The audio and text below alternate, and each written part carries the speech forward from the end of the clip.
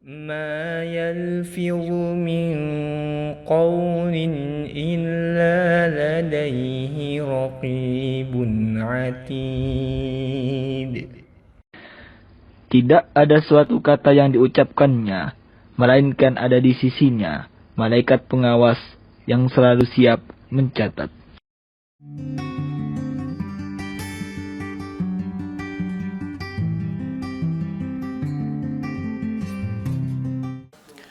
Bismillahirrahmanirrahim. Assalamualaikum warahmatullahi wabarakatuh. Alhamdulillah wassalatu wassalamu ala rasulillah amma ba'd.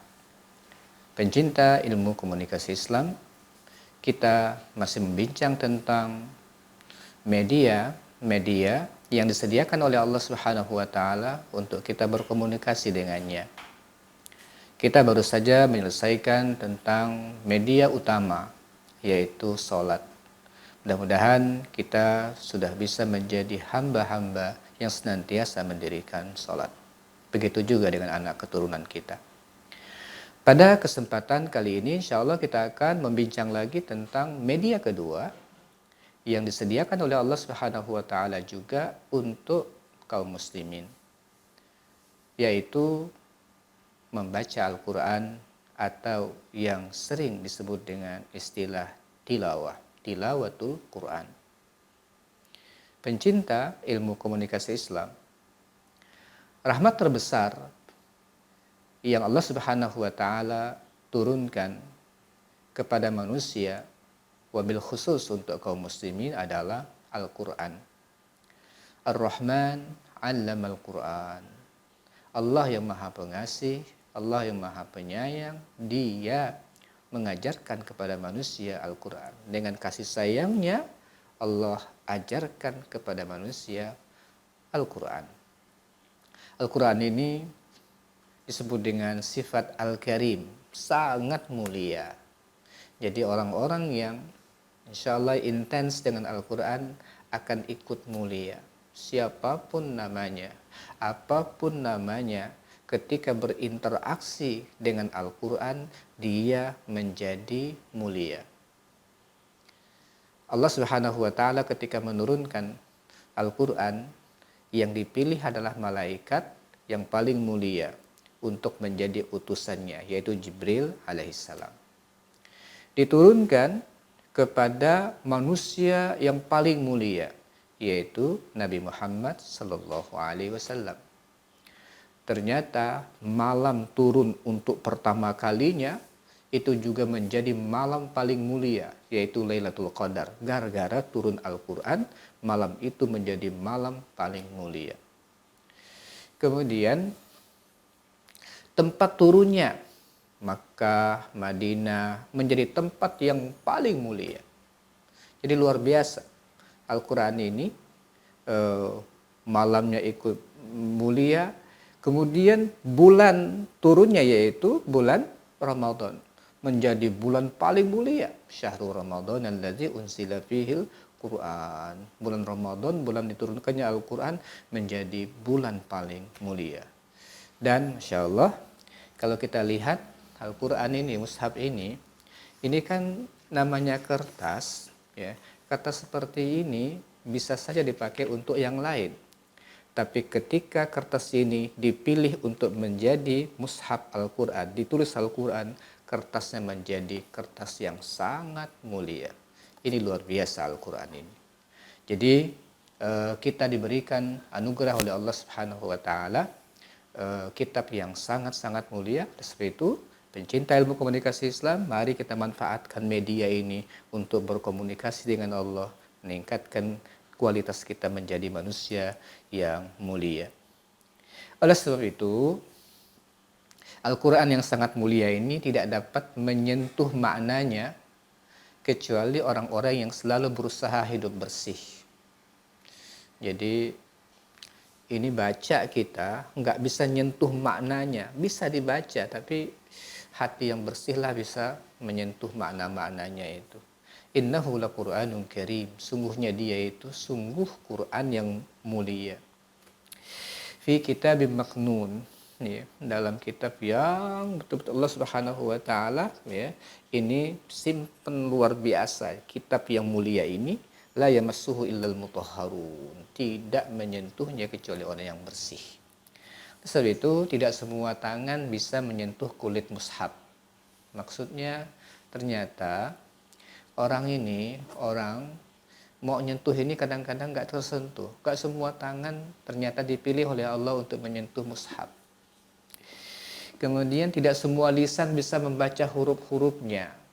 Ternyata juga tidak semua lisan bisa membaca huruf-hurufnya. Tidak semua hati bisa membaca dan memperoleh makna-maknanya. Oleh sebab itu, media ini media pilihan untuk kita. Ini media luar biasa, harus kita jadikan insya Allah bagian daripada hidup kita untuk berkomunikasi dengan Allah Subhanahu wa taala. Oleh sebab itu, Imam Ali bin Abi Thalib radhiyallahu anhu berkata, la khaira fi ibadatin la fikha fiha. Tidak ada kebaikan dalam ibadah yang tidak bisa dipahami. Wala fi qiraatin la tadabbura fiha. Tidak ada kebaikan dalam bacaan kalau enggak bisa ditadabburi.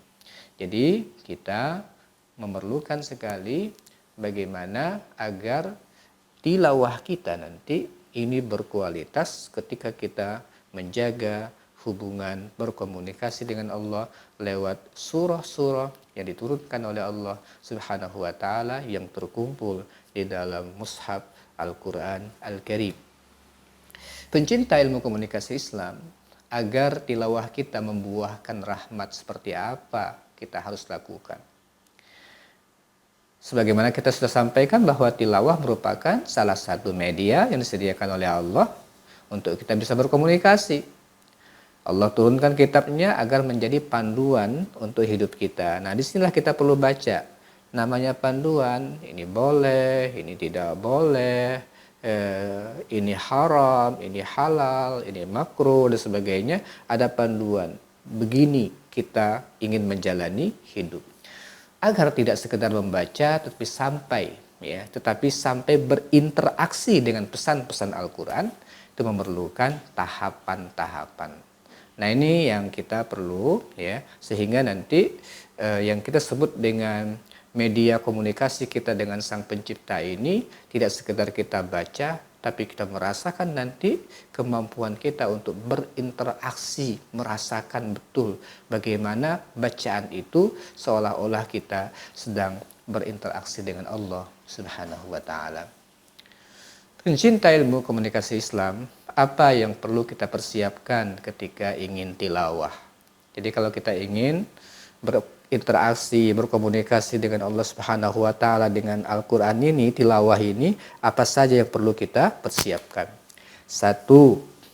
Tilawah Al-Qur'an memerlukan penguasaan yang baik tentang hukum-hukum tajwid. Jadi tajwid itu hukum cara baca. Gimana mengeluarkan huruf, makharijnya, bagaimana huruf itu dibaca, cara membacanya, ada sifat-sifatnya, ada panjang pendeknya, ada aturan-aturannya. Subhanallah, Masya Allah, Alhamdulillah, itu bacaan Masya Allah luar biasa. Cara kita, kalau kita menguasai ilmu tajwid ini, itu ya, ketukannya, panjang pendek itu akan menjadikan hati menjadi tenang membacanya.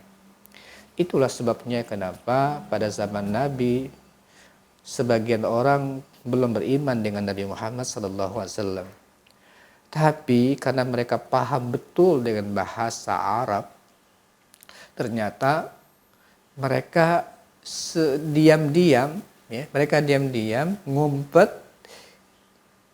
mendengarkan bacaan Nabi SAW. Kenapa? Menikmati betul bacaan itu. Panjang pendeknya betul-betul. Nggak paham kita bisa menikmatinya. Itulah Al-Quran. Sehingga kalau kita ingin betah membaca Al-Quran, maka tilawah kita itu harus kita bekali dengan ilmu tajwid.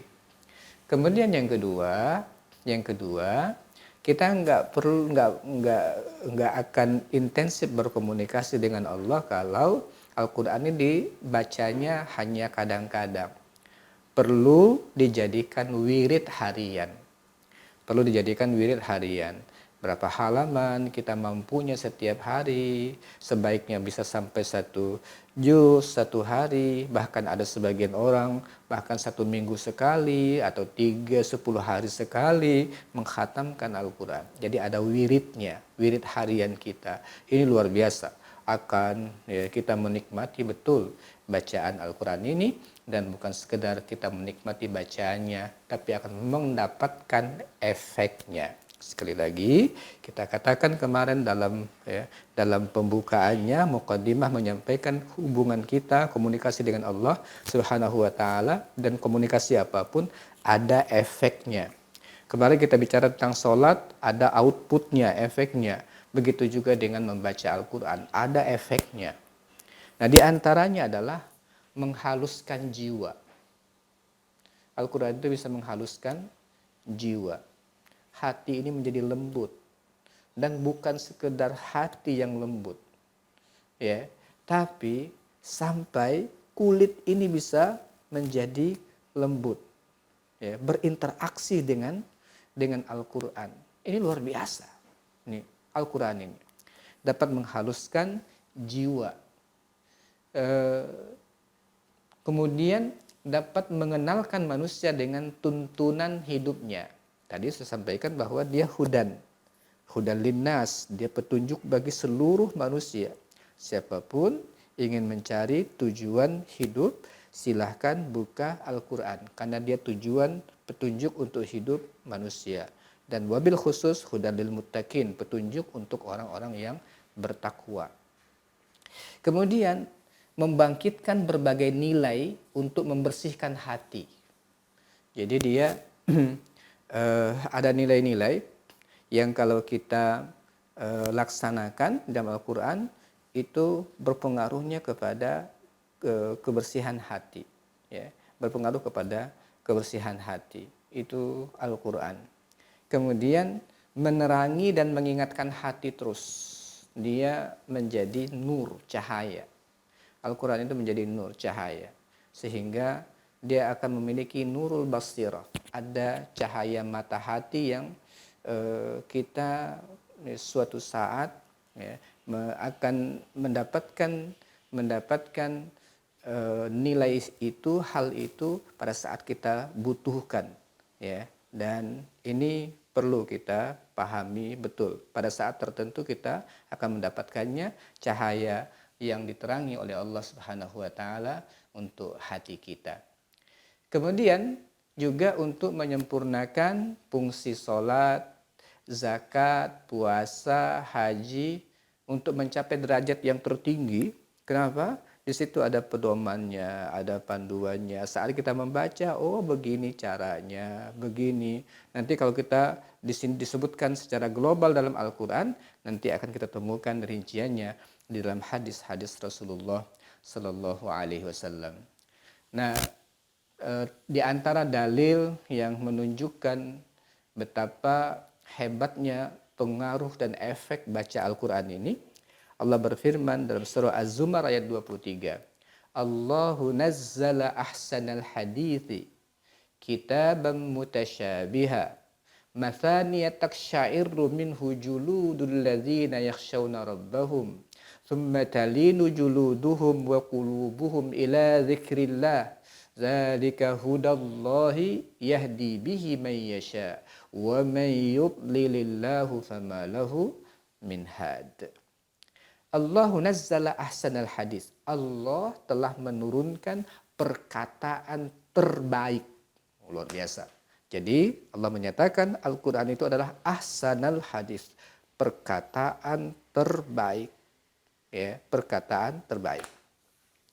Kitaban, yaitu kitab Al-Quran, mutasyabihan, yang serupa ayatnya. Artinya tidak ada yang kualitasnya ini baik, ini lebih baik, tidak. semuanya kualitasnya sama dari awal sampai akhir. Mungkin kalau kita nulis sudah ada kelihatannya bosan, tulisan kita kualitas kita menjadi rendah, menjadi ketahuan. Oh ini udah berakhir di ujung-ujung ini, mungkin nggak moodnya lagi kelihatan.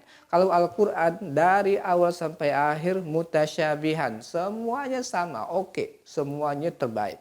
Ahsanul hadis semuanya. Mathania, dan ini bacaan diulang-ulang terus dan nggak pernah orang bosan, nggak pernah orang bosan, ya. La yamallu min kasratir rad, nggak pernah bosan gara-gara banyak mengulangnya. Kalau lagu apa itu kan punya masa ya, dia mendaga tangga tertinggi suatu saat turun. Tapi Al-Quran sudah 14 abad, semakin orang mendalaminya, semakin orang menikmatinya. Nah, ketika diulang-ulang, ini kitab terbaik ini, bacaan pesan terbaik ini, taksyairu minhu juludul ladzina yakhshawna rabbahum. Gemetar karenanya kulit orang-orang yang takut kepada Tuhannya. Jadi, orang yang takut kepada Allah, ya, ketika baca Al-Quran ini punya interaksinya luar biasa. Kulit menjadi takut karena Allah Subhanahu wa taala, ya, menjadi takut. Submatalinu juluduhum wa qulubuhum ila zikrillah. Kemudian menjadi tenang kulit dan hati mereka ketika mengingat Allah. Masya Allah. Ini sampai ketenangan ini ada sampai pada tubuh kita. Di kulit kita rasakan, hati kita, ketenangan itu luar biasa. Karena ketika mengingat Allah, zalika hudallah yahdi bihi may yasha. Ini adalah petunjuk yang Allah akan berikan kepada siapa yang Dia kehendaki. Nah, kita minta petunjuk itu. Wa may yudlilillah fama lahu min had. Barang siapa yang disesatkan Allah, enggak ada yang bisa memberi petunjuk. Nah, ini pecinta ilmu komunikasi Islam, efeknya luar biasa. Ya, membaca Al-Quran tilawah ini, ketika kita berkomunikasi dengan Allah lewat Al-Quran, ketenangan hati, ketenangan tubuh, kemudian suasana kebersihan hati akan kita rasakan. Kemudian ada hadis yang juga sangat luar biasa, menginformasikan kepada kita tentang manfaat membaca Al-Quran dan efeknya terhadap pribadi kita. Hadis diriwayatkan oleh Abdullah. Beliau berkata, qala Rasulullah sallallahu alaihi wasallam, ma asaba ahadan qattu hammun wala hazanun faqala Allahumma inni abduka ibnu abdika ibnu amatik nasiyati biyadik madin fiyya hukmuk adlun fiyya qada'uk as'aluka bikulli ismin huwa lak sammaita bihi nafsak aw 'allamtahu ahadan min khalqik aw anzaltahu fi kitabik aw ista'tharta bihi fi 'ilmil ghaibi 'indak an taj'alal qur'ana rabi'a qalbi wa nura sadri wa jalaa'a huzni wa dhahaba hammi illa azhaballahu hammahu wa hazanahu wa abdalahu makanahu faraha. Qala faqila ya Rasulullah ala nata'allamuha faqala bala yanbaghi liman sami'aha an yata'allamaha. Nah, hadis ini luar biasa menggambarkan tentang keistimewaan Al-Quran.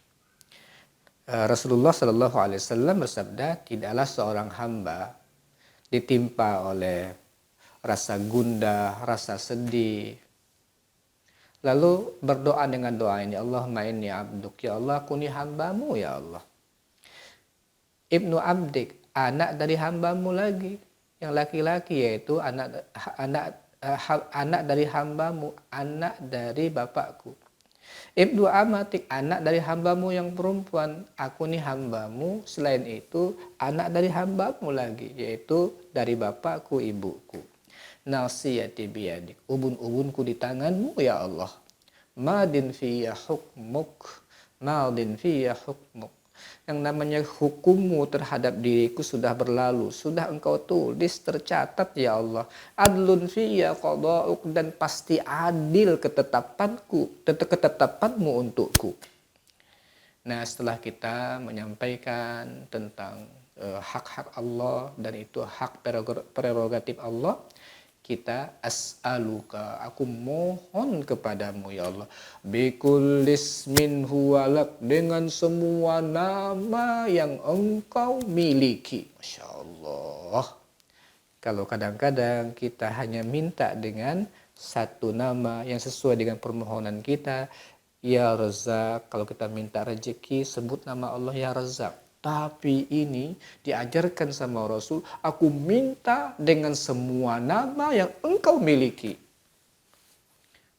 Samaita bihi nafsak, yang nama itu engkau berikan untuk dirimu. Yang nama itu engkau namai dirimu dengannya.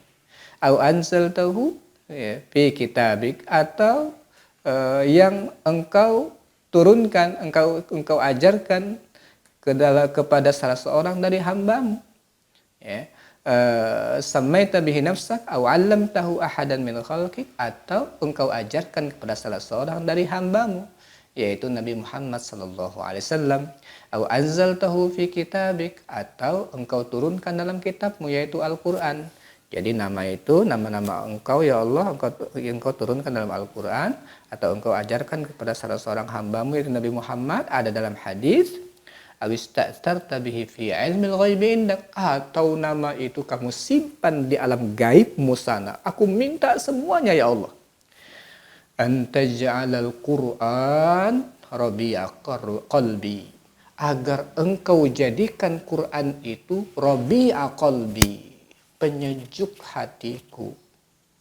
Agar engkau jadikan Quran itu penyejuk hatiku. Musim yang seperti Rabi', musim semi, itu menjadikan suasana hati batin menjadi sangat indah. Kita minta kepada Allah Quran itu bisa menjadi pengindah hati, penyejuk hati. Wa nuru sadri, cahaya buat dadaku. Wa jalaa husni, dan pengusir kesedihanku. Wa zahaba hammi, dan hilangnya setiap kegundahanku. Masya Allah. Jadi dari hadis ini kita bisa mengetahui bahwa dia bisa menjadi penyejuk hati, menjadi cahaya dada, akan membuat dada kita menjadi lapang dengan cahaya itu, menghilangkan segala huzun, ya, kesedihan. Al-huzun dalam bahasa Arab artinya sedih mengingat masa lalu. Al-ham adalah kita pesimis menghadapi masa depan, sedih menghadapi masa depan. Itu semua kita minta hilang dengan Al-Quran. Kecuali kalau kita berdoa dengan doa ini, Allah akan hilangkan segala gundah gulananya dan akan menukarnya dengan kebahagiaan. Inilah informasi-informasi tentang keutamaan kita, efek membaca Al-Quran. Sekali lagi kita perlu mengkaji ini, para pengkaji komunikasi Islam, bagaimana efeknya ini, bukan sekedar untuk dikaji, tapi ini bahan kajian menarik, ya. Bagaimana efeknya terhadap pembaca Al-Quran. Tapi kita yang paling pertama menjadi pengamalnya dulu. Bagaimana kita bagus tajwidnya, kita jadikan dia wirid harian, kita bisa merasakannya, nanti kita akan bagikan kepada orang lain. Mudah-mudahan juga bisa kita buktikan kebenaran-kebenarannya lewat penelitian-penelitian yang mendalam untuk kita mengangkat keutamaan Al-Quran dalam kehidupan kita sehari-hari dan untuk penerang masyarakat. Aqulu qouli hadza wa astaghfirullah li wa lakum. Assalamualaikum warahmatullahi wabarakatuh.